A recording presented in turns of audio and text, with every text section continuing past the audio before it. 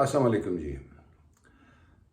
अच्छा, टॉपिक ये है कि आप जो सरमायाकारी करें वो सिर्फ मैं जो रिकमेंड कर रहा हूँ कि जी आप क्यों, क्या बेनिफिट्स हैं आप स्टॉक मार्केट में अगर सरमायाकारी करो, और आप क्यों ना सरमायाकारी करें रियल एस्टेट में, और क्यों ना सरमायाकारी आप किसी और तरफ।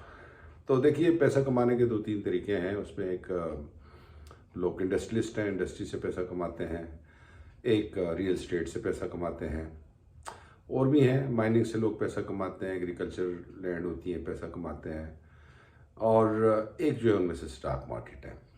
तो स्टॉक मार्केट क्यों रिकमेंड की जाती है, उसमें कुछ ऐसे एलिमेंट्स हैं जो बाकियों में नहीं है। नंबर वन, बस रियल एस्टेट में आपको बड़ा पैसा चाहिए और इकट्ठा चाहिए। उसमें लिक्विडिटी भी नहीं होती, आप सेल भी इजीली नहीं कर सकते। आपको पैसे ज़रूरत हो तो आप उनको निकाल भी नहीं सकते। और वन गो में आपको प्लॉट लेना है तो आपको लाखों में और करोड़ों में पैसा चाहिए।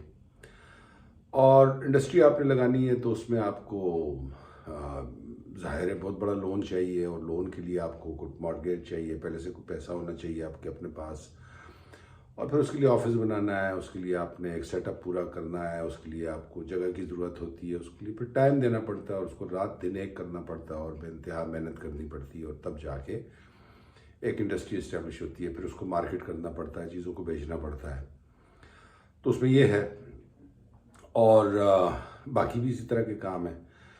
ये जो है स्टॉक मार्केट में, एक मुलाजमत करने वाला आदमी जिसकी थोड़ी सी तनख्वाह हो वो भी इन्वेस्टर बन सकता है। और ये जो इंडस्ट्री किसी ने लगाई हुई है, किसी दूसरे आदमी ने लगाई हुई है, एक इंडस्ट्री, 2, 4, 6, 8, 10 इंडस्ट्रीज़ में भी, 20 इंडस्ट्रीज़ में भी आप इन्वेस्टमेंट कर सकते हैं। और ये 10,000 रुपये आपके पास महीने का, वो भी इन्वेस्ट कर सकते हैं। 5,000 है, वो भी इन्वेस्ट कर सकते हैं। एक आप भी स्टॉक खरीद सकते हैं, एक शेयर भी खरीद सकते हैं। और आप 100 शेयर भी खरीद सकते हैं, हज़ारों भी खरीद सकते हैं। जितनी आपके पास रकम है उससे आप खरीद सकते हैं।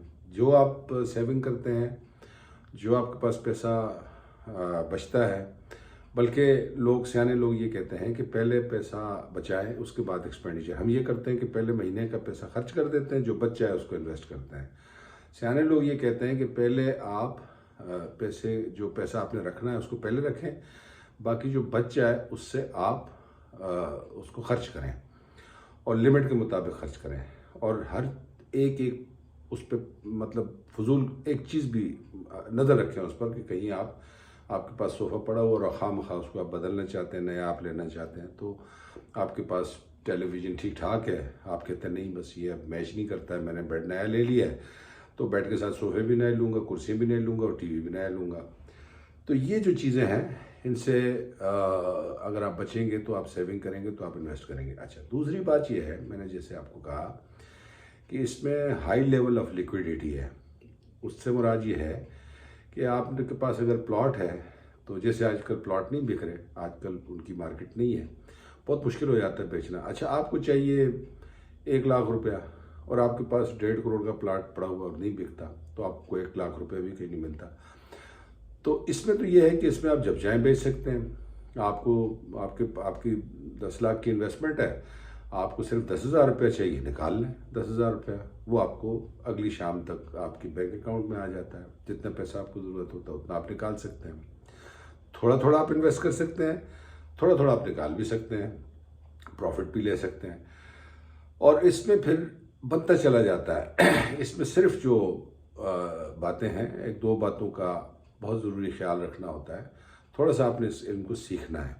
अच्छी कंपनी हो और अच्छी कंपनी मुनाफे में जा रही हो, लेकिन उसका स्टॉक गिरा हुआ हो, ये तरीका है। यानी वो अपनी वैल्यू से बहुत कम पे उस वक्त सेल हो रहा हो, और ये होता है, और ये हर साल होता है। फ्रीक्वेंटली ऊपर जाता है स्टॉक, नीचे आता है।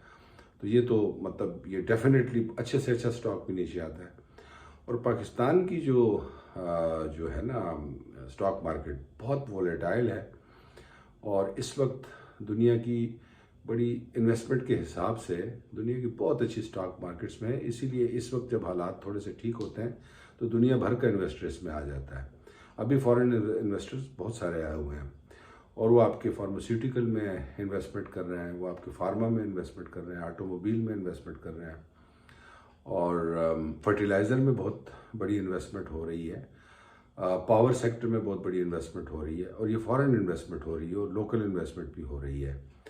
और सट्टा जो है वो भी खेला जा रहा है। सट्टा ऐसी कंपनियां हैं जो कंपनी खसारे में होती है और उसमें लोग पैसा लगाना किसी अच्छी खबर पे शुरू कर देते हैं, मसलन PIA। अब PIA का स्टॉक बहुत ऊपर जा रहा है, लेकिन उसमें कभी भी इन्वेस्टमेंट ना करें, उसमें डेफिनेटली सट्टा चल रहा है। और उसकी पहचान ये है कि कंपनी खसारे में है, लोग इन्वेस्टमेंट करें, तो खसारे वाली कंपनी में कोई अकल है उसमें आप इन्वेस्टमेंट करने की। तो ये चंद एक चीज़ें थी, मैंने कहा एक वीडियो बना के आपके साथ शेयर कर दूँ। Thank you very much.